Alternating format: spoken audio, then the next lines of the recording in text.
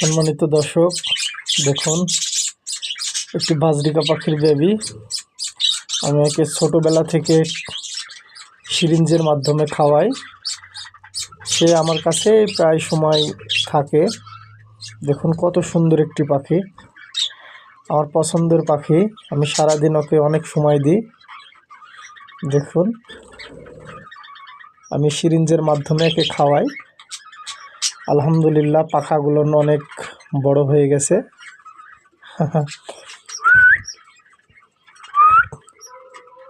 এটা পোষ মানানোর চেষ্টা চলছে, দেখা যাক। এর আগেও একটি পোষ মানিয়েছিলাম, কিন্তু একটি বিড়ালে খেয়ে নিয়েছে।